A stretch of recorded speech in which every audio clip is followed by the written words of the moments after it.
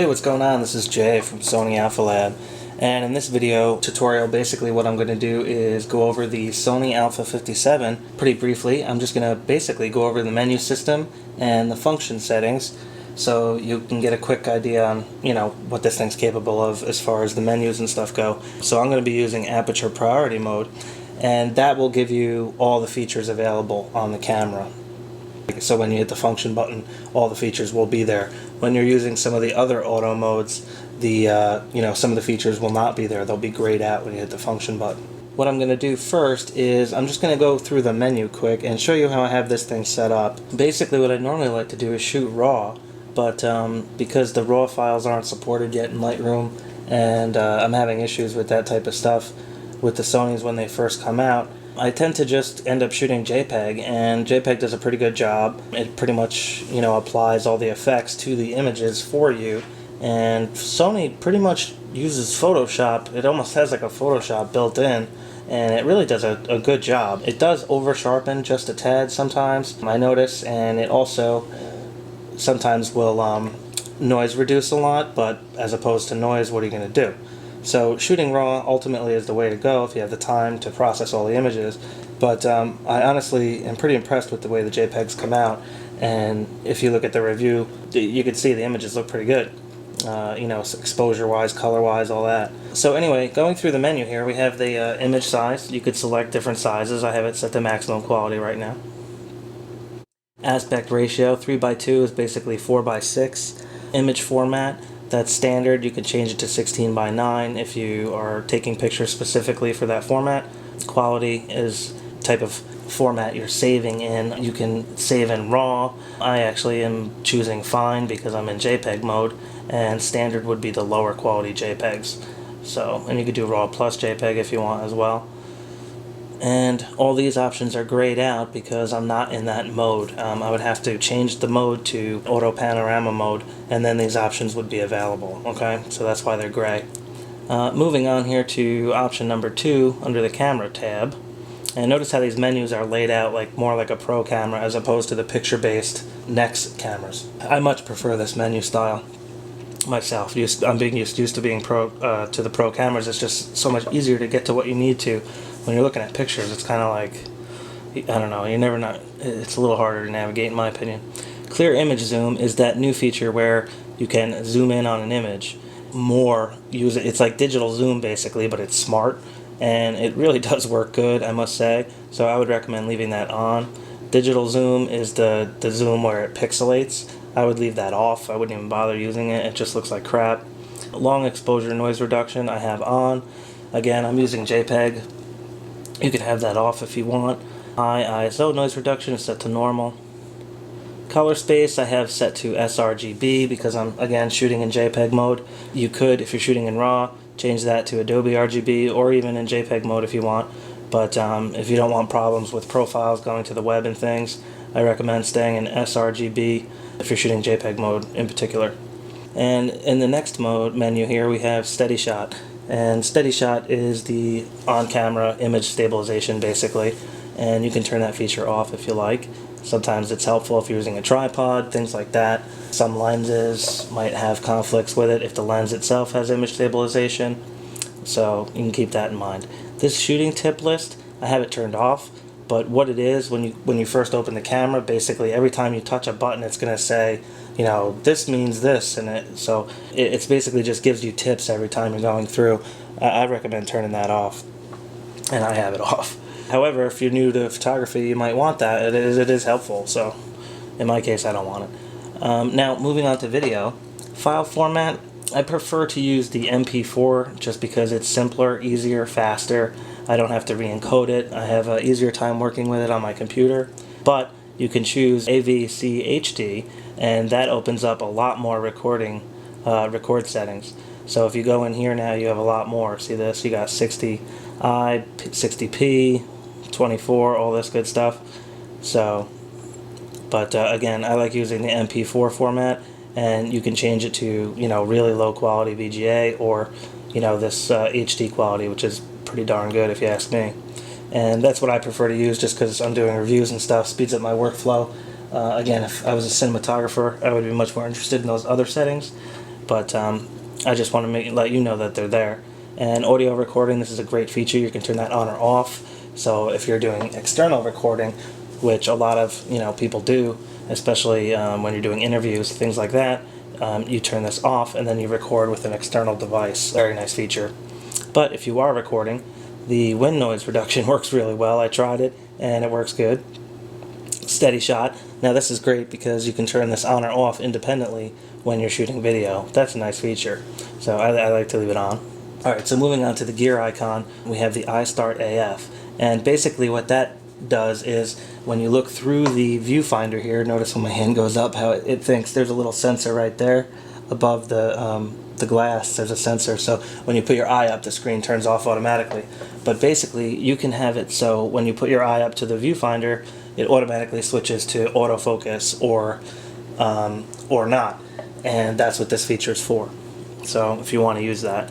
Finder LCD settings, I like to leave that on auto. Magnification I leave on maximum. You may have to change that depending on if you're using adapters and other lenses. Red eye reduction, I leave that off. Release without lens. This is very important if you're using adapters or manual lenses, because if you're using lenses that have no electronics, the camera is not going to recognize it, and it'll say there's no lens attached. I'm not going to take a picture. So, but if you come into the menu here and select this and enable it, then the camera will not care and it'll take the picture. So that's how you do that. Alright, so moving on to grid line. Basically what that is, it's just an overlay that overlays on the screen and in the viewfinder to help you create compositions better. There's a couple different options in there. I particularly like the rule of thirds though. And then you have your auto review time. You can turn that on or off. Display button monitor. That's basically options so you can customize your display when you're using your camera, like all the information on the outside. You can customize all that. It's really powerful. Alright, moving down here, same thing. Alright, so peaking level here. Now I want to show you this real quick. Let me show you here. I got my laptop on. So what I'm looking at right now, I have autofocus enabled, so you can see it's focusing. Now watch what happens when I switch it to manual mode. I'm going to switch it.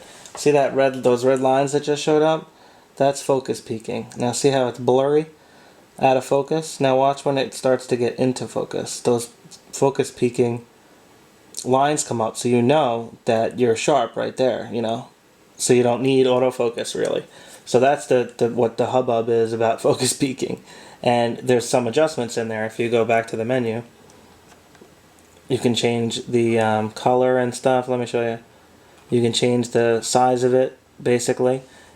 Low seems to work best though. Peaking color, now this you will have to change depending on what you're focusing on, of course. If you're focusing on red roses, you're going to want to use a different color. But red for the most part works most of the time.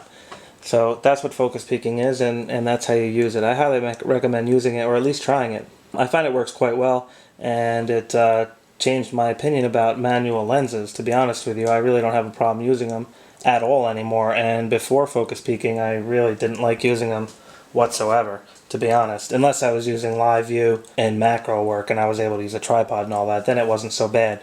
But it's really nice to see those confirmation lines, especially when you're shooting not using the zoom feature, if you're hand holding, for example. Moving on, this live view display option here, this basically what this does is it simulates the scene of the room without taking the camera settings into consideration.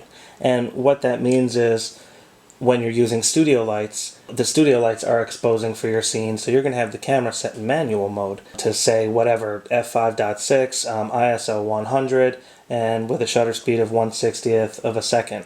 So in a dim lit studio, those settings are going to make your exposure pretty much dark black, and that's what you'll see on your screen.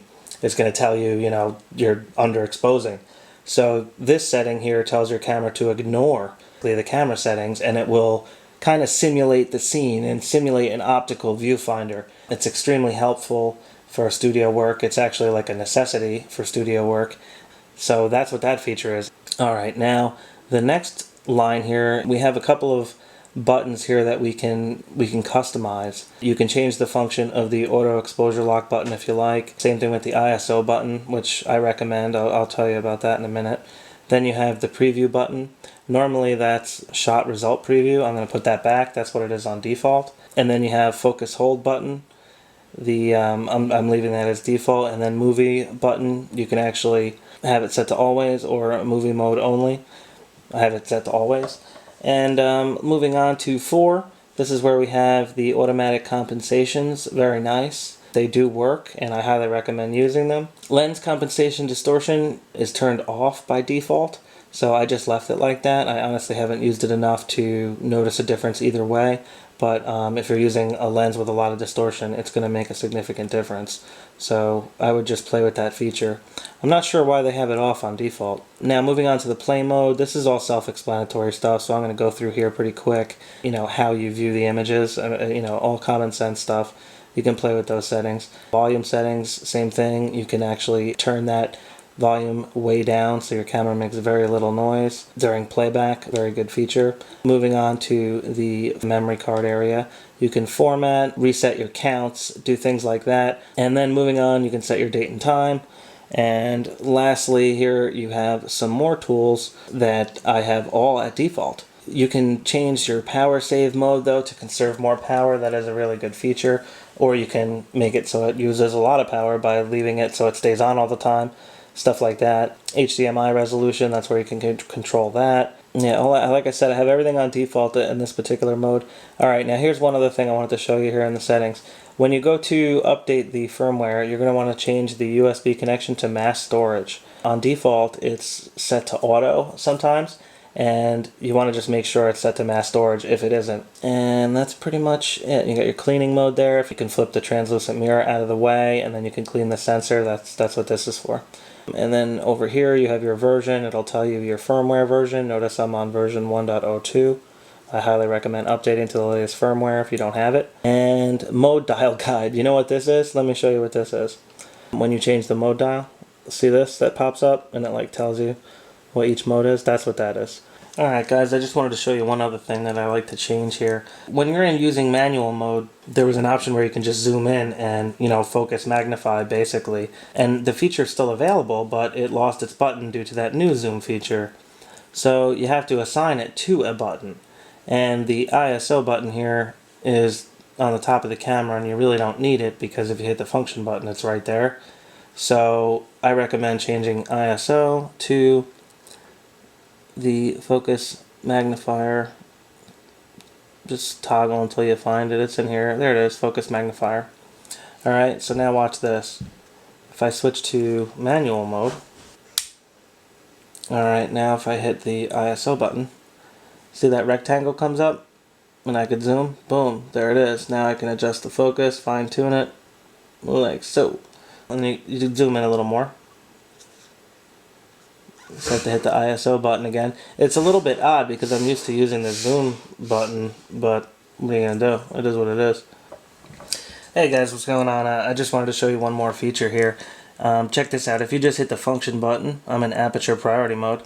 And if you go down to smile and face detect, I have it turned off right now, but if you turn it on, you can actually register faces here. I can register that face as Layla and, then actually make it a priority face and stuff. That's even more advanced. But anyway, face detection on. I'm going to turn that on. And now notice there's a rectangle there. So it sees the face and it's going to now prioritize. And what I mean by that is if you go to the menu, see this right here, number 4 all the way on the bottom, face priority tracking, set to on. So that works in conjunction with that other feature. So if you want, if you have the one enabled, it makes sense. They go together. You can enable them in either location. Alright, so now it's enabled.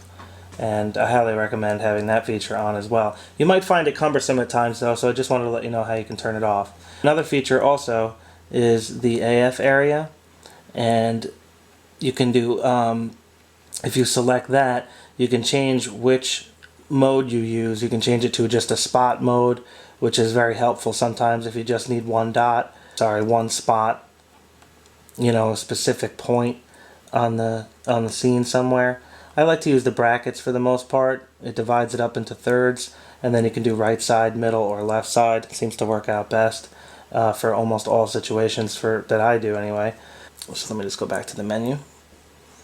Oh, let me hit the function again. Function. Let's see. Drive mode, ISO. The rest of the stuff is pretty self-explanatory. Metering mode, you got dynamic range, auto HDR. That's where the settings are for that. I have tutorials on that stuff. It's all the same across all the Sonys, so you can check any of those tutorials out. And then there's the auto portrait framing feature. I think I talked about that already, but I have that turned off. Not the biggest fan of that. And then you have object tracking. That works pretty good. I have a video that shows you that with Layla holding a cup and pulling it away, and you can see the focus tracks. And that's where that feature is. Pretty much it. I'm going to go back to the menu here. And yeah, and there it is. Take a picture.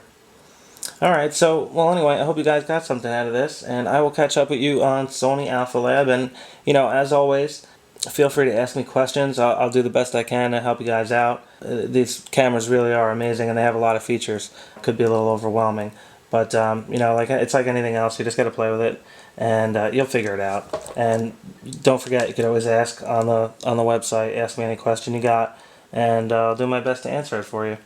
Alright, have a good night, and I'll catch up with you tomorrow.